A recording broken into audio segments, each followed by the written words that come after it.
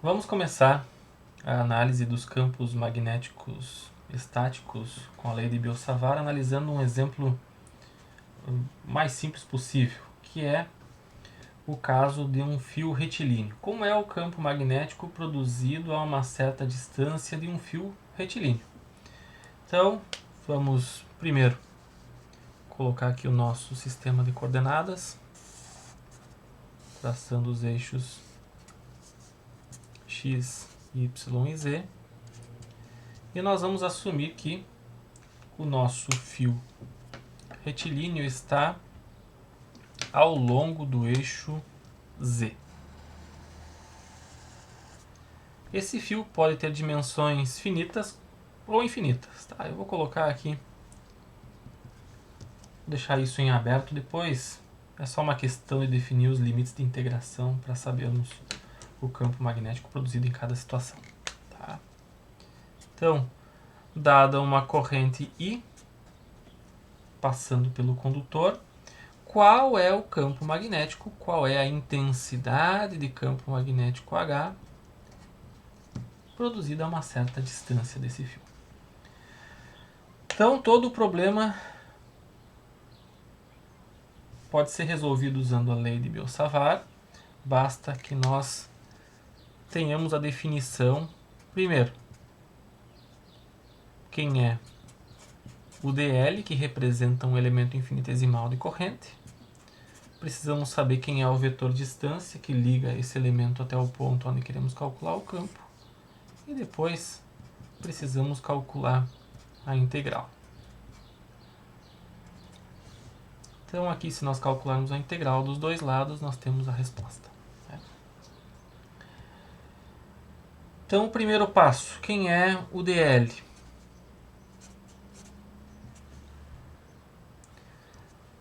E o segundo passo, quem é o vetor distância r que liga esse dl até o ponto onde nós queremos calcular o campo magnético.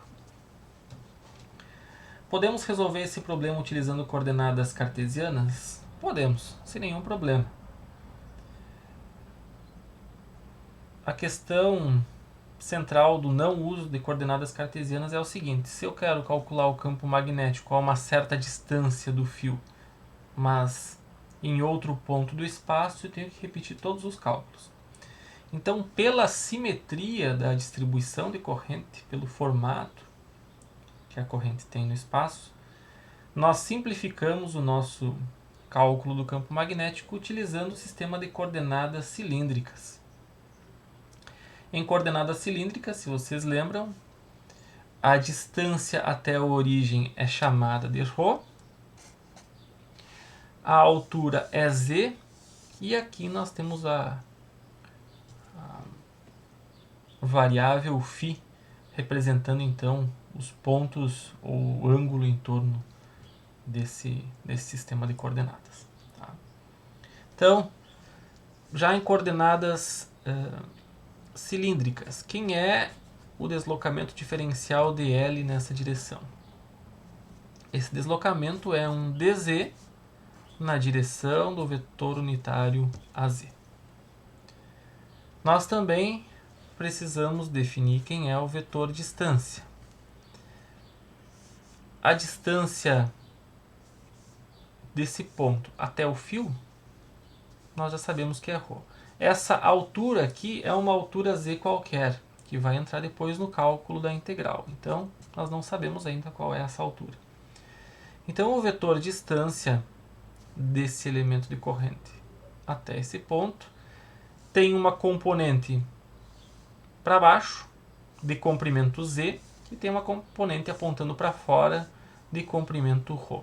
Então, esse vetor distância ele é ρ na direção do vetor unitário a ρ, mais z na direção do vetor unitário menos az. Eu coloquei aqui o sinal no vetor unitário, mas podemos também colocar o sinal negativo aqui na frente. Então, assim nós temos definido quem é o dl e quem é o r. Agora nós precisamos o quê? Precisamos definir quem é o produto vetorial dl vetorial R. Calculando esse produto vetorial em coordenadas cilíndricas, como se calcula o produto vetorial? Da mesma forma que nós calculamos em coordenadas cartesianas. Na primeira linha nós temos vetores unitários, nesse caso a ρ, a φ e a z. Na segunda linha nós temos as componentes do primeiro vetor, nesse caso só dz.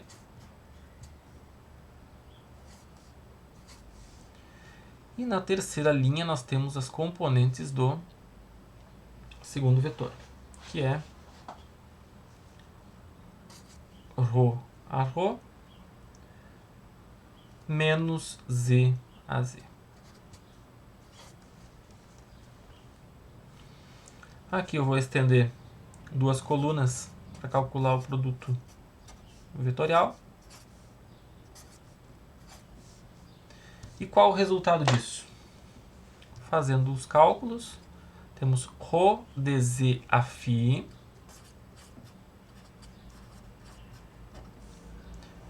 e todos os outros produtos têm como resultado zero. Então aqui nós já temos um indicativo da direção do campo magnético.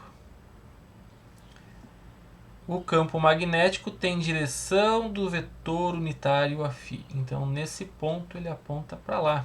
Ele aponta, como eu já havia mencionado antes, dado uma corrente na direção para cima, o campo magnético nesse ponto é entrando na folha. Isso fica explícito aqui nesse vetor unitário. Então, dl vetorial R já está resolvido. Então vamos adiante. Agora nós precisamos substituir na lei de Biot-Savart e calcular a integral. Então o campo magnético total é o quê? A soma das componentes infinitesimais e dl vetorial R. E dl é ρ dz na direção a φ sobre 4π. Faltou ainda calcular módulo de R ao cubo. Quem é o módulo de R ao cubo? Módulo de R é raiz quadrada da soma dos quadrados das componentes do vetor R, que é ρ ao quadrado mais z ao quadrado. Se elevarmos ao cubo, nós elevamos aqui ao cubo também. Então, módulo de R ao cubo é ρ ao quadrado mais z ao quadrado na 3 meios. Então, aqui fica ρ ao quadrado mais z ao quadrado na 3 meios. Se nós temos um fio finito, basta colocarmos aqui os limites de integração. Nós conseguimos calcular o campo desse fio finito. Se o fio for infinito, nós colocamos menos infinito a mais infinito. Então veremos esses dois casos, como calcular o campo nessas duas situações. Aqui nós podemos simplificar alguma coisa. Corrente é constante, 4π é constante, então são termos que nós podemos tirar da integral. Além disso, não tem mais muito o que fazer. Ρ dz, ρ ao quadrado mais z ao quadrado na 3 meios. Direção a φ. Esse tipo de integral é um pouco complicado de ser resolvido. Então, qual a alternativa para esse tipo de integral? Vejam que o z está aqui no denominador, é a nossa variável de integração. Nós temos que somar as contribuições ao longo do eixo z. Uma das alternativas é fazendo uma mudança de variáveis. De que forma? Se ao invés de nós integrarmos ao longo de z, nós definirmos um ângulo alfa, e esse ângulo variando de menos um certo valor até mais um certo valor, nós podemos então simplificar o cálculo dessa nossa integral. Então vamos lá. Se esse ângulo alfa apresenta uma relação de triângulo retângulo aqui, considerando, claro, que esse ângulo aqui seja um ângulo reto, né? Nós temos o quê? Que cateto oposto dividido pelo cateto adjacente, ou z sobre ρ, é igual a tangente do ângulo alfa. Então, fazendo mudança de variáveis.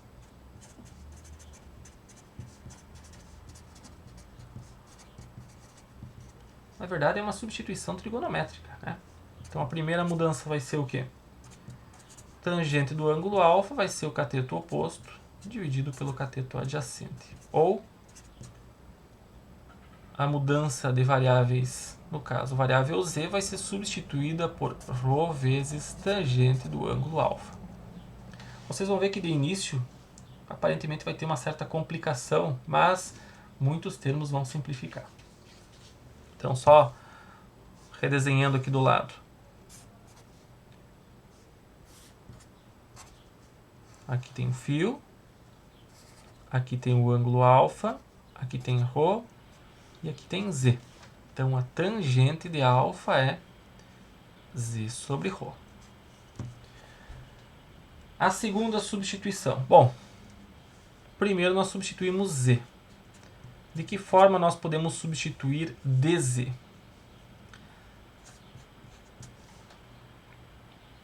Se nós calcularmos a variação de z com relação a alfa, ou seja, a derivada dessa função z, nós temos o quê? Variação com relação a alfa de z, que é ρ tangente alfa. Quem é a derivada de tangente alfa? Secante ao quadrado de alfa. Então aqui surge a seguinte simplificação. dz é igual a ρ secante ao quadrado de alfa de alfa. Então temos a segunda substituição. Além disso, nós também já podemos calcular quem é o denominador, esse termo ρ ao quadrado mais z ao quadrado na 3/2. Então, fazendo o cálculo desse termo, ρ ao quadrado mais z ao quadrado na 3/2, substituindo por z que nós já calculamos antes, fica o seguinte. Eu vou colocar aqui ρ ao quadrado em evidência. Por quê? Aqui vai surgir ρ ao quadrado vezes 1. E quando calculamos z ao quadrado, notem que aqui vai surgir ρ ao quadrado mais tangente ao quadrado de alfa. Então, aqui vai ficar ρ ao quadrado mais tangente ao quadrado de alfa. Tudo isso na 3/2. Quem é 1 mais tangente ao quadrado de alfa? Esse termo aqui é secante ao quadrado de alfa. Então, surge ρ ao quadrado, secante ao quadrado de alfa, tudo isso elevado na 3/2. Ou seja, tiramos a raiz e elevamos ao cubo. Então, a substituição para ρ ao quadrado mais z ao quadrado na 3/2 é a seguinte. É simplesmente ρ ao cubo secante ao cubo de alfa. Então temos também a substituição do termo do denominador. E agora então voltamos à nossa expressão da lei de Biot-Savart. Então, dado o nosso campo magnético, H, ele é resultado então da corrente dividido por 4π, integral ρ dz. Aqui, ρ dz. Quanto é? É ρ. dz já foi calculado. É ρ secante ao quadrado de alfa. Então aqui tem uma multiplicação, fica ρ ao quadrado. No denominador, faltou colocar a direção, na direção a φ. No denominador temos ρ ao cubo secante ao cubo de alfa. Então, aquilo que parecia complicado agora vai simplificando. Conseguimos eliminar esse ρ ao quadrado do numerador, cancelar com esse termo do denominador, surge ρ no denominador. Ρ é a distância até o fio, ela é constante. Então esse termo também pode sair da integral. Então o resultado é h igual a corrente sobre 4π vezes ρ. E agora fica a integral. Secante ao quadrado sobre secante ao cubo. Sobra secante no denominador. 1 sobre secante é cosseno do ângulo alfa. Então aquela integral complicada se tornou uma integral bem mais simples. Quais são os limites de integração? Bom, agora vai depender de o fio ser finito ou infinito. Para um fio finito, supondo um ângulo alfa 1 e um ângulo alfa 2 qualquer, para um fio finito, o campo magnético a uma certa distância ρ do fio é corrente sobre 4π vezes ρ, integral de um ângulo alfa 1 até um ângulo alfa 2, cosseno alfa de alfa, direção a φ. Qual o valor da integral de cosseno? A integral de cosseno tem valor seno. A derivada do seno é cosseno. Então a integral tem um valor relativamente simples. E aqui então fica corrente sobre 4π ρ seno de alfa. Então substituindo os limites de integração, podemos calcular seno de alfa 2 menos seno de alfa 1 na direção a φ. Isso vale então para qualquer valor aqui de ângulo, tanto negativo quanto positivo. Então se consegue calcular esse campo magnético de uma forma bem mais simples do que aparentemente nós vimos, né? Então aqui tem o campo magnético do fio finito.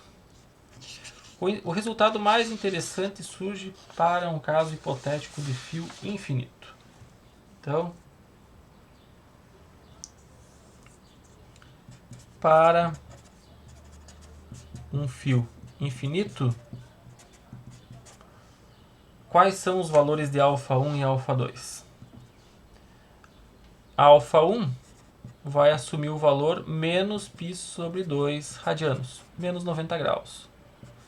Alfa 2 vai assumir o valor mais π sobre 2 radianos, que é mais 90 graus. Então, nessa situação, como fica o cálculo do campo magnético? O campo magnético, então, calculado pela lei de Biot-Savart a uma certa distância de um fio hipoteticamente infinito. Sabemos que isso não é possível na prática, mas que pode ser utilizado para estudo e dá um resultado bastante interessante, é o seguinte: a integral daquele mesmo valor, cosseno alfa de alfa na direção a φ. Então, como é o campo magnético a uma certa distância desse fio? Aqui nós temos um seno de π sobre 2 menos seno de menos π sobre 2. Quanto é o seno de 90 graus? O seno de 90 graus é 1. E o seno de menos 90 graus é menos 1. Então aqui menos com menos vai ficar mais. E o resultado disso tudo aqui é 2. Então, o campo magnético a uma certa distância ρ de um fio infinito. Falta eu colocar aqui a direção afim. Tem como valor corrente sobre 2π ρ direção afim. Ampere por metro.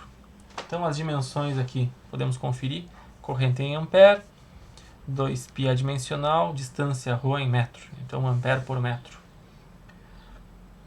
Uma expressão bastante simples e que tem um significado muito importante, porque 2π ρ, se vocês analisarem aqui na figura do fio e do ponto do espaço onde nós queremos calcular o campo, nada mais é do que um comprimento de circunferência cujo o raio é a distância desse ponto até o fio.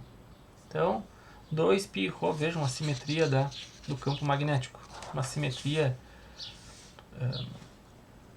cilíndrica, né? Dando uma ideia então de comprimento aqui. Mais adiante na lei de Ampère nós vamos ver como isso pode ser útil para nós. Então, de uma forma bem simplificada, dada uma corrente saindo aqui da página, o campo magnético no entorno desse fio condutor, ele é circular, concêntrico, e ele decai 1 sobre ρ